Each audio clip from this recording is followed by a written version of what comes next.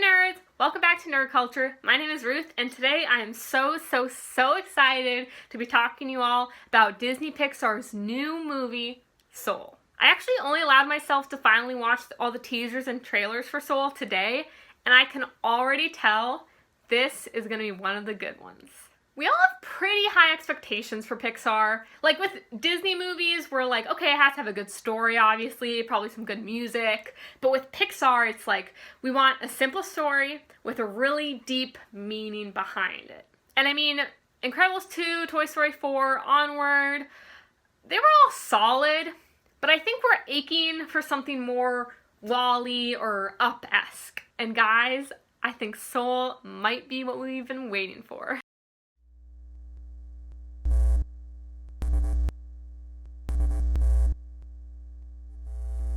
Nerd.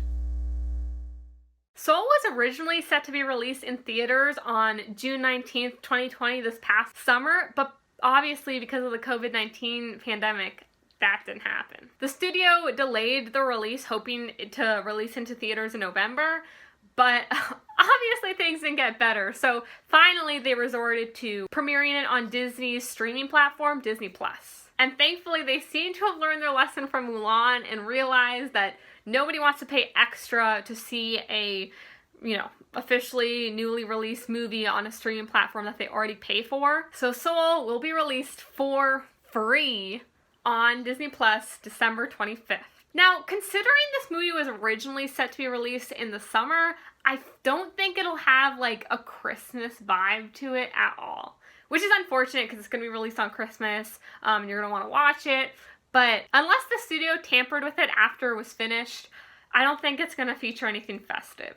Though it is a nice Christmas present. Really quickly, for those of you who know nothing about this movie, and just to help us get into that Soul mindset, I'm going to read the official blurb from Wikipedia that just explains the premise of the film that came from Pixar's official website.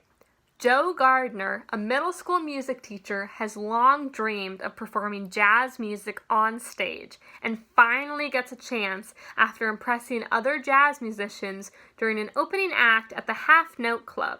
However, an untimely accident causes Gardner's soul to be separated from his body and begin to proceed to the great beyond, and Gardner manages to escape to the great before, a world where souls develop personalities, quirks, and traits before being sent off to Earth.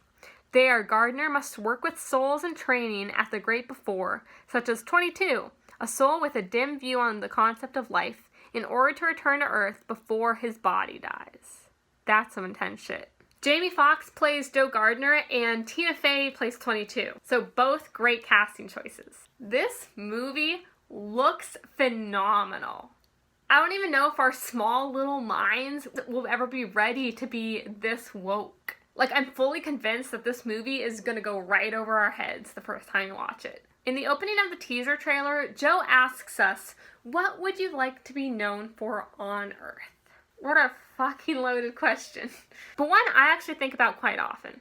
If anything, I think a lot of us will come out of this movie having motivation to take charge and make the change we want so that we can make the most of our life and contribute ourselves to something bigger that will last longer than our lifetime. And I mean, that's a great takeaway from a film. Also, the music. Obviously he's a jazz lover, so that's perfect. And in the trailer, we were already introduced to the dun dun dun dun dun. I just want that through the entire background of the film.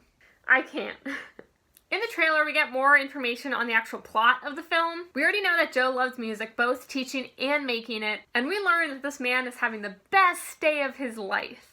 Everything's going so well, he's on his way to get a haircut, and all of a sudden, he falls into one of those manhole sewer thingies. Which I just find really funny because I feel like manholes are one of those things that are just always randomly in cartoons and people fall through them, and in a lot of movies they're actually a gateway. Enchanted, definitely my favorite example of this. That's a great movie. But I just find it hilarious how big the manhole sewers are in movies like that. Like, I don't live in a city or anything, and I don't really pay attention to them, when I'm just driving, but are they that big? Like, would a whole person be able to, like, slip down into one like that? I don't know. They just always seem, like, so hilariously big to me in cartoons, so I just think it's funny that that turns out to be the way that that happens to him, of all the ways they could have chosen. Anyway, moving on. So Joe falls through the manhole, like the cartoon character he is, and then he is no longer in human form, but rather this bluish-greenish small creature. Actually, I don't know if they're small. Maybe he's the same size. Everything is relative. Anyway, he lands on this ramp leading up to a bright place. So obviously, we're talking about death here. Now, I was really surprised that Pixar was going to try and tackle the concept of death in a movie. I mean, it is Pixar, right? So we know that they always cut deep. I mean, they brought Cars to life. They rationalized our fear of monsters in the closet. They gave robots feelings. So, like, if anyone was going to make a movie about death and the afterlife and life itself and how we should make the most of it, I would want to hear it from Pixar. But besides death being, like, the darkest topic of any conversation, the whole concept of an afterlife is usually tied to religious beliefs. And I know Pixar will, of course, do it tastefully, but I'm just really interested to see them try and take, like, a non-denominational stance on it. So Joe finds himself with a bunch of other souls, we're going to call them, because I'm pretty sure that's what they are, walking up this ramp, presumably going to a happy heavenly place where they can forever remain peacefully. He understandably panics. I mean, I don't understand how the rest aren't. Even if the afterlife is the cliche heaven in the clouds, I mean, you better believe that if I see that, even if it's after I die, I am flipping the fuck out. Regardless if I saw my death coming or not, that wouldn't make me any less like, what is happening? What is going on? So Joe freaks out and actually falls off the bridge and falls into this really dark abyss. He passes through this weird hypnotic black and white place before falling onto this blue grass through an opening in the sky. We're informed that this place is called the Great Before. So essentially where people spend their time before they're born. So before a baby comes out of its mother, it's in this place. The Great Before is essentially like a training place for the souls so that they can figure out their specific individual personality before they get to go to Earth. Which is interesting to think about because that means that Pixar is essentially telling us that in the nature versus nurture battle, nature wins. If you're not a philosophical or psychological person at all, then first, you've probably already left the video by now.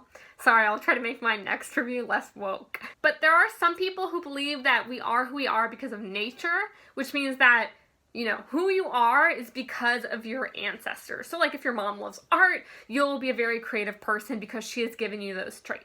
Other people believe that you are who you are because of nurture, which means that basically like the way that you've lived and that you were raised and any experiences that you've lived through and the surrounding factors are the ones that impact your life and influence the person that you become.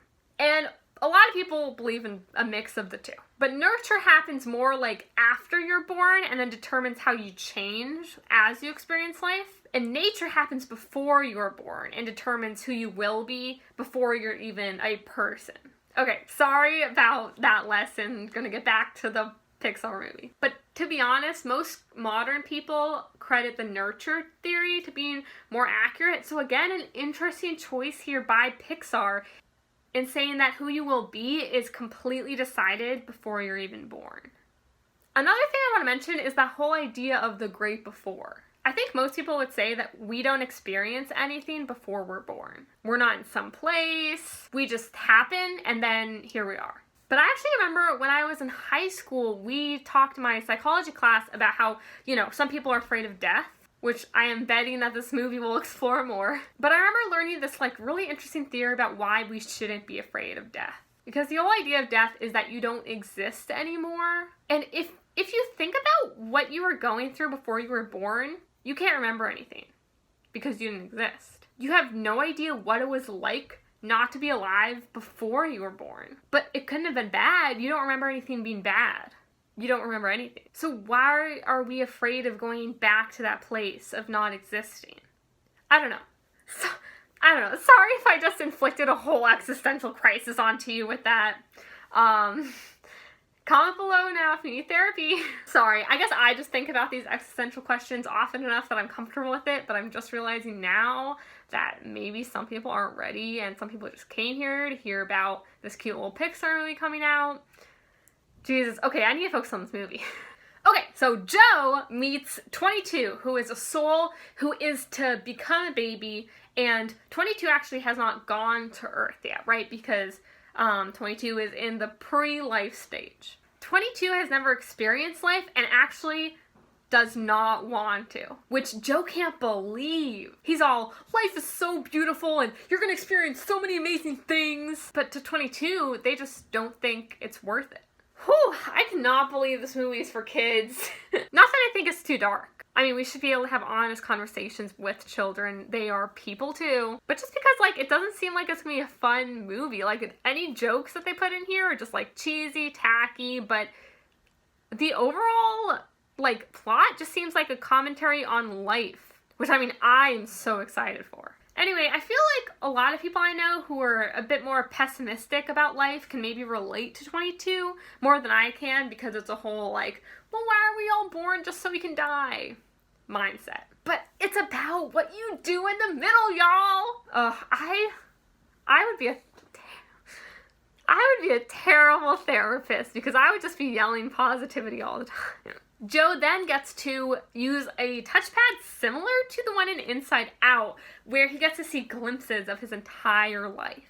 And it's like these 10 different events and spotlights all around him, which I think is so fun. I'm sure they aren't all positive. Like, we all go through such sad, traumatizing stuff, but even those events have significant impact on our lives. Definitely take time after this video, if you've made it this far, to like make a list of moments of your life that you think you would see in those spotlights. And then maybe think about what else you want to see there. And then make that new spotlight moment happen. Okay, no more TED Talk. We're talking about this movie. Anyway, then 22 and Joe realize that Joe is still alive. So like, he still has a chance to return his soul to his body and then continue his life. But he has to figure out how to get back. And in the trailer, we see that he actually just dives in there back into his body, but accidentally pulls 22 in with him. What? And that's all they show. So Joe is probably back in his body, and 22 is maybe also with him? I'm not sure how that would work. And to be honest, I don't really want to think about what my theories are about that. I really just want to leave it up to the story and see where Pixar takes that. I'm really sorry if I gave you trauma with my take on Disney Pixar Soul. But really, life is confusing and death is confusing, so shouldn't it be like worth our time trying to make sense of it? Okay, look at me. You're not done. If you were watching this right now, you are still alive. So what's your reason for living right now? That's your homework. Figure that out. And thank you so much for watching. I gave you guys depression, and now I have to go and pretend like nothing happened. And thank you so much for watching. Please like, comment, and subscribe all down below. Let me know what your thoughts are with this movie. Maybe you could spend more time talking about the actual story and less about Pixar's existential views. Again, sorry. Have a super sparkly day. Bye.